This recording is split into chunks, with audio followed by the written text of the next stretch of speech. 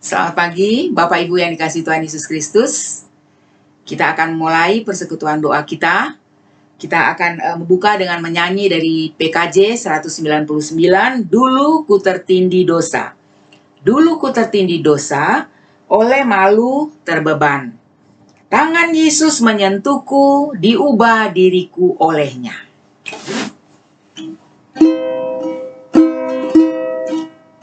Dulu ku tertindih dosa, oleh malu terbeban. Tangan Yesus menyentuhku, diubah diriku olehnya.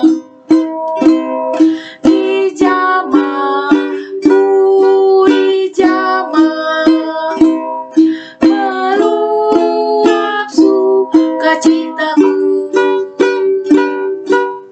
Tuhan Yesus menjamahku, diriku ciptaan baru. Saat ku terima Yesus, jadi baru diriku. Tak ku berhenti memuji Dia selamanya. Dijamahku,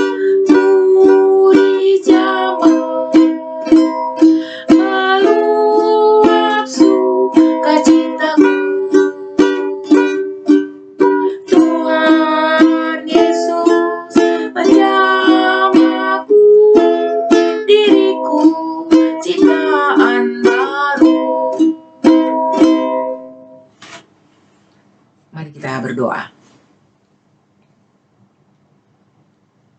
Kami mengucap syukur karena Engkau menjamah kami, menjadikan kami ciptaan yang baru.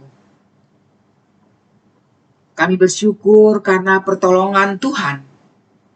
Kami boleh diubahkan hari demi hari. Dan pada saat ini, ketika kami akan kembali merenungkan firman-Mu, Engkau akan mengubah kami menjadi baru kembali. Berikanlah kepada kami ya Bapa Roh-Mu yang kudus, supaya kami dapat mendengarkan dengan baik, bukan hanya dengan telinga kami, tetapi juga dengan hati dan pikiran kami. Dan boleh menjadi anak-anak yang taat, dengar-dengaran kepada firman. Di dalam nama Tuhan Yesus Kristus kami berdoa. Amin. Bapak Ibu Saudara-saudara, pada pagi hari ini firman Tuhan dituntun dari pembacaan Alkitab dalam Lukas pasal 5 ayat 1 sampai 11. Demikian firman Tuhan. Pada suatu kali Yesus berdiri di pantai Danau Gensaret. Sedang orang banyak mengerumuni Dia hendak mendengarkan firman Allah. Ia melihat dua perahu di tepi pantai. Nelayan-nelayannya telah turun dan sedang membasuh jalannya. Ia naik ke dalam salah satu perahu itu, yaitu perahu Simon, dan menyuruh dia supaya menolakkan perahunya sedikit jauh dari pantai. Lalu ia duduk dan mengajar orang banyak dari atas perahu. Setelah selesai berbicara, ia berkata kepada Simon, "Bertolaklah ke tempat yang dalam dan tebarkanlah jalamu untuk menangkap ikan." Simon menjawab, "Guru, telah sepanjang malam kami bekerja keras dan kami tidak menangkap apa-apa. Tetapi karena Engkau menyuruhnya, aku akan menebarkan jala juga." Dan setelah mereka melakukannya, mereka menangkap sejumlah besar ikan sehingga jala mereka mulai koyak. Lalu mereka memberi isyarat kepada teman-temannya di perahu yang lain supaya mereka datang membantunya. Dan mereka itu datang, lalu mereka bersama-sama mengisi kedua perahu itu dengan ikan hingga hampir tenggelam. Ketika Simon Petrus melihat hal itu, ia pun tersungkur di depan Yesus dan berkata, "Tuhan, pergilah daripadaku, karena aku ini seorang berdosa." Sebab ia dan semua orang yang bersama-sama dengan dia takjub oleh karena banyaknya ikan yang mereka tangkap. Demikian juga Yakobus dan Yohanes, anak-anak Zebedeus yang menjadi teman Simon. Kata Yesus kepada Simon, "Jangan takut, mulai dari sekarang engkau akan menjala manusia." Dan sesudah mereka menghela perahu-perahunya ke darat, mereka pun meninggalkan segala sesuatu lalu mengikut Yesus. Saudara-saudara, kita bisa membayangkan ya gambaran situasi yang ada di tepi pantai Danau Genesaret ketika peristiwa ini terjadi. Yesus sedang berdiri di pantai, orang-orang banyak yang sudah melihat peristiwa-peristiwa besar yang Yesus lakukan, yang begitu tertarik mendengarkan penjelasan-penjelasan firman Allah dari Yesus, mungkin hal-hal yang baru, kebenaran-kebenaran yang baru yang mereka dengar, sehingga mereka tertarik untuk mengikuti dia, untuk mendengarkan firman Allah, untuk mendengarkan pemberitaannya, saudara-saudara. Nah, dikatakan tidak jauh dari situ ada Petrus dan kawan-kawannya dengan 2 perahu mereka. Ya, mereka sedang membereskan jalannya, dan setelah mencari ikan semalaman dan tanpa hasil, mereka siap-siap untuk pulang kembali ke rumahnya. Ya, mereka sedang membersihkan jalannya dan ingin kembali ke darat. Saudara-saudara, apakah Petrus kenal Yesus? Saya berpikir kalau kenal mungkin tidak kenal dalam pengertian punya hubungan dengan Yesus pada waktu itu. Tetapi kemungkinan besar Petrus tahu bahwa Yesus itu seorang yang berbeda dari dirinya serta kawan-kawannya. Ya, dari dandanannya, dari sebagai seorang rabai atau seorang guru, kan Petrus kan menyapa dia dengan guru. Berarti Petrus tahu dia adalah seorang guru. Dari mana Petrus tahu? Dari pada waktu itu kan dia mengajar. Ya, ada banyak orang yang mengikut dia. Ya, karena dia mengajar, tentu dia seorang rabai, ya, seorang rabi, seorang guru. Dan dari cara berdandan, biasanya cara berpakaian seorang guru itu berbeda ya dari orang-orang seperti Petrus dan kawan-kawannya. Petrus tahu bahwa Yesus itu dari kalangan terhormat, dari kalangan terdidik, tidak seperti dia dengan kawan-kawannya, saudara-saudara. Ya, jadi jelas dia tahu Yesus itu bukan seorang nelayan. Ya, mungkin juga Petrus tahu Yesus karena pastikan sudah tersebar kabar tentang Yesus. Karena banyak dia lakukan hal-hal, perkara-perkara yang luar biasa. Dan biasanya itu kan langsung tersebar kemana-mana, saudara-saudara. Jadi, di dalam diri Petrus ini ada rasa hormat terhadap Yesus. Ya, hal ini bisa kita lihat ya ketika dia menyapa Yesus. Ya, ketika Yesus naik ke perahunya, dia menyapa Yesus dengan kata guru. Pasal 5 ayat 5 ya. Ketika Yesus suruh dia menebarkan jalannya ya untuk menangkap ikan, Petrus mengatakan guru. Ya. Walaupun kalimat selanjutnya atau perkataan Petrus selanjutnya itu seperti agak mungkin meremehkan ya Yesus, tetapi masih tetap ada nada hormat ya dengan menyapa guru. Telah semalaman ya sepanjang malam kami bekerja keras dan kami tidak menangkap apa-apa. Mungkin dengan kata yang lebih biasa, "Hoi, kita udah berusaha nih, ya.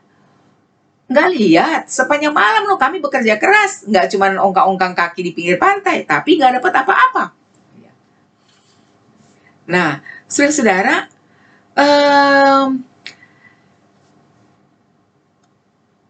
saya berpikir ketika Petrus ini melakukan apa yang disuruh oleh Yesus, di dalam hatinya itu ada semacam juga, mungkin dia menggerutu, mungkin dia agak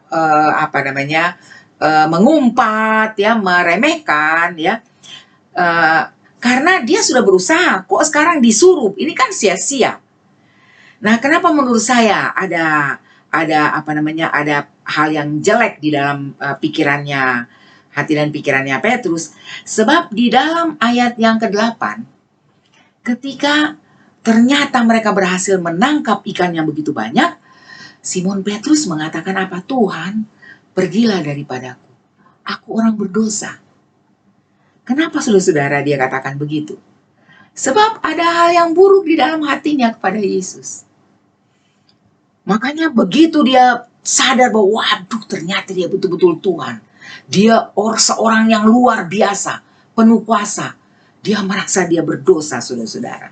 Sebab sudah memikirkan hal-hal yang tidak pantas, saudara-saudara. Saudara-saudara yang dikasihi oleh Tuhan Yesus. Pada saat itu Petrus, kita sudah lihat, belum betul-betul yakin, belum bahkan tidak yakin akan keberhasilan dari perintah Yesus. Dia melakukan yang disuruh oleh Yesus itu cuman karena hormat kepada sang rabai ini. Cuman hormat kepada si guru. Ya, bukan karena dia yakin ya bahwa apa yang diperintahkan, apa yang diperintahkan itu akan membuahkan hasil. Tidak, saudara-saudara. Di dalam pikirannya itu ada keraguan, bahkan mungkin dia tidak percaya. Tetapi saudara-saudara, Petrus mengalami perkara besar. Petrus diubah, mengalami perubahan total di dalam kehidupannya. Kenapa? Karena dia mengikuti apa yang diperintahkan oleh Yesus. Dia mengikuti apa yang diperintahkan oleh Yesus. Walaupun masih ada keraguan, bahkan tidak percaya. Tapi karena dia mengikuti, maka terjadi perubahan besar di dalam kehidupannya. Saya percaya, saudara-saudara, tidak sedikit orang-orang, kita orang-orang Kristen juga, yang gagal mengalami atau melihat kuasa Tuhan, mujizat dari Tuhan, karena terhalang oleh pikiran atau perasaan bahwa saya sangat tahu, saya ahlinya, saya kemampuan saya di dalam menghitung-hitung, ya, kepandaian saya bisa saya andalkan. Ya, banyak orang, saudara-saudara, sekali lagi termasuk orang Kristen, yang gagal mengalami kuasa Tuhan, mengalami mujizat Tuhan, dan kemudian mengalami perubahan di dalam dirinya menjadi ciptaan yang baru. Kenapa? Karena terhalang oleh percaya diri pada kemampuannya, kemampuan daya pikirnya. Ya, daya pikirnya sendiri, saudara-saudara. Banyak orang yang tidak mengalami hal-hal yang baik, ya, berkat Tuhan. Karena apa? Karena terhalang oleh pengertiannya sendiri dan memegang pengertiannya sendiri, tidak mengikuti apa yang diperintahkan oleh Tuhan. Tuhan bilang, ampunilah mereka yang menyakitimu. Kamu mengampuni, kamu akan lega. Tapi kita bilang apa? Tuman, ya. Kalau kita ampuni, nanti bikin lagi. Atau kita katakan, Tuhan, saya sudah sangat kenal. Saya sudah hafal betul kelakuannya. Tidak mungkin dia berubah. Atau misalnya Tuhan bilang, berilah. maka kamu tidak akan berkekurangan. Berilah dan kamu tidak akan berkekurangan. Tapi kita bilang apa? Saya sendiri pas-pasan. Ya, kita punya aja masih kurang. Bagaimana mungkin kita berbagi kepada orang yang lain? Dan banyak saudara-saudara perintah-perintah Tuhan yang lain yang seringkali Tuhan bisikan pada kita, tapi kita abaikan. Kita abaikan pada saat-saat tertentu ketika kita diperhadapkan pada suatu masalah atau pada suatu kejadian. Tuhan memberikan tuntunan kepada kita, tetapi kita abaikan. Kita tidak mengikuti tuntunan itu. Kita tidak memberikan atau kita menutup kesempatan Roh Tuhan bekerja. Ketika kita mengatakan tidak mau mengikuti apa yang dituntun, apa yang diperintahkan Tuhan. Saudara-saudara, Petrus sendiri, apakah dia akan melihat kuasa Tuhan jika dia tetap cuci jalannya, ya, dia gulung pada waktu Yesus menumpang di perahunya, berkhotbah, ya menumpang, silakan menumpang. Tetapi ketika Tuhan Yesus bilang, silakan bawa perahumu lebih ke tempat yang lebih dalam lagi. Buat apa sudah semalaman saya bekerja? Apalagi ketika Yesus bilang, tebarkan jalamu.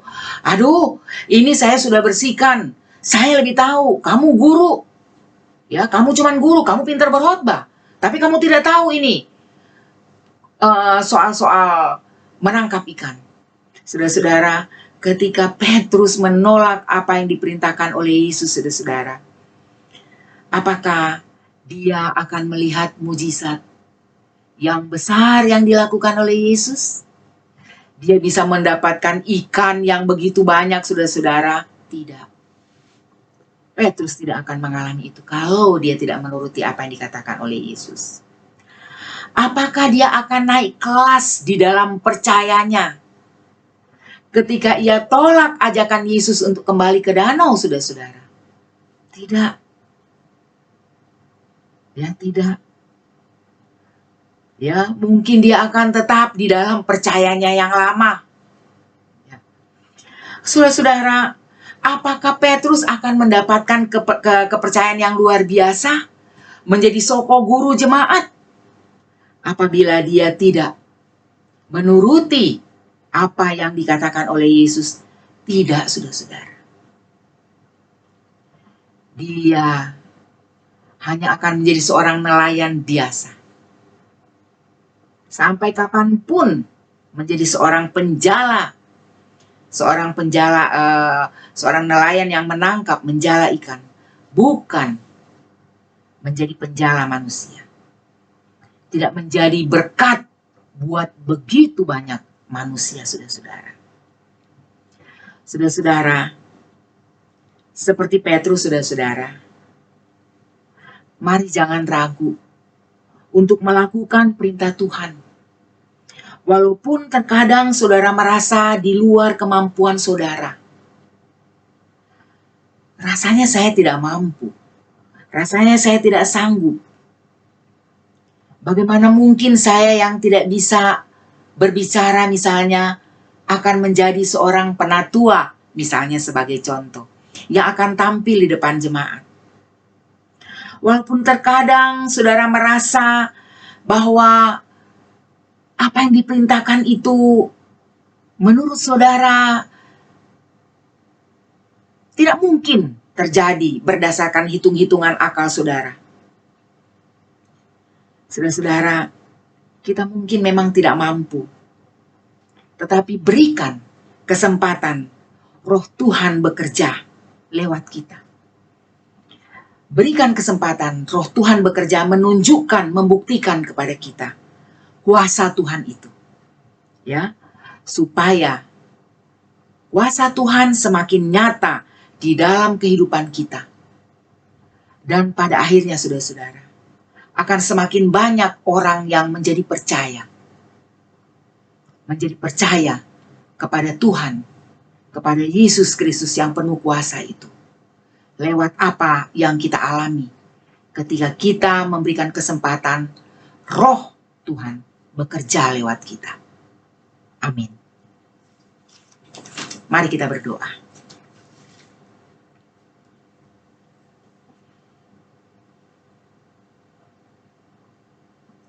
Bapa, jangan biarkan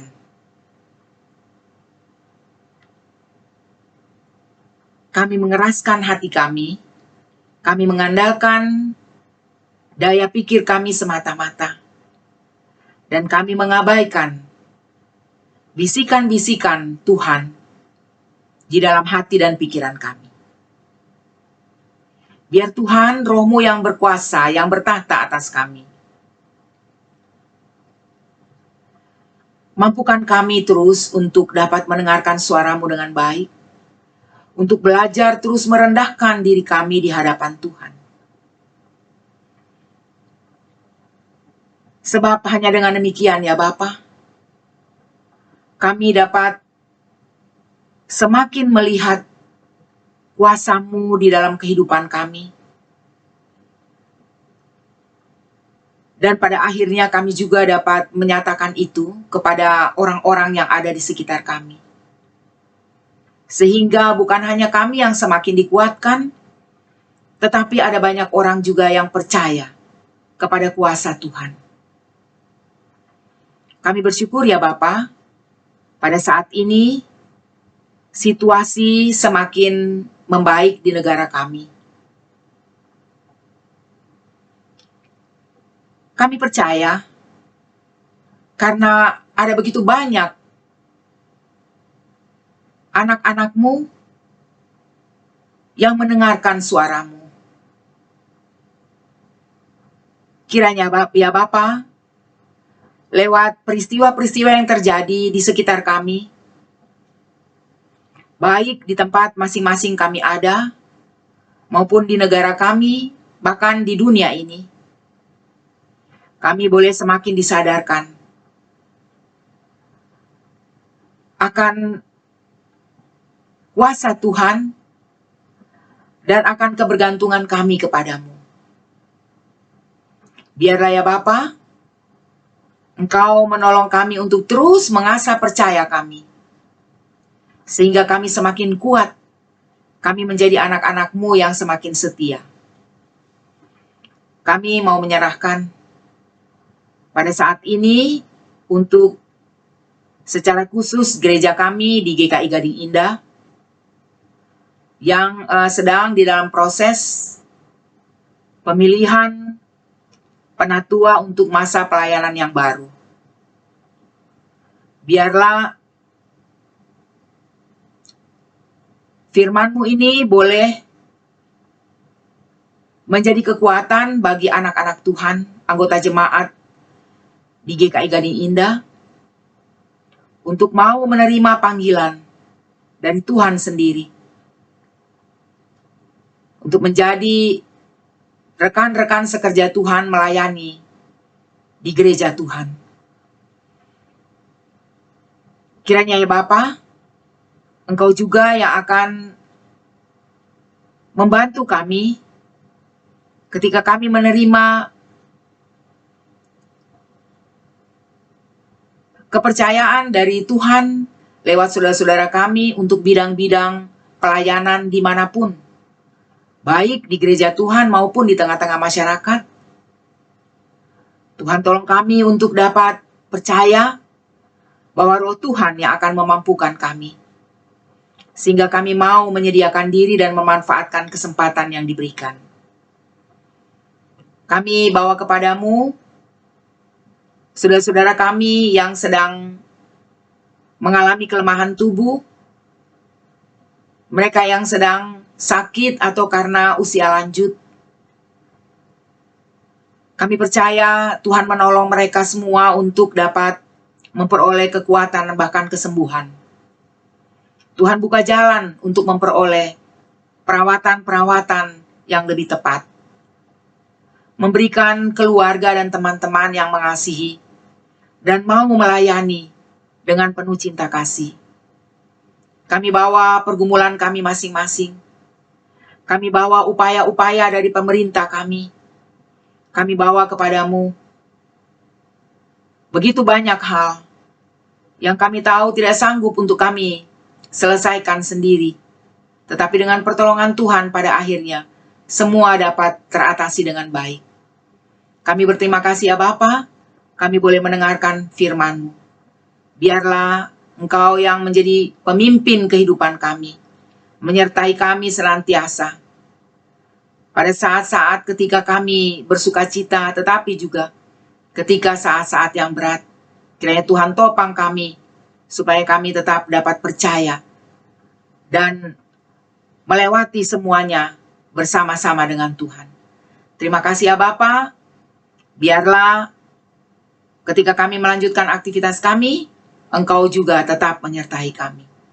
Di dalam nama Tuhan Yesus Kristus, kami menaikkan permohonan-permohonan kami ini. Amin.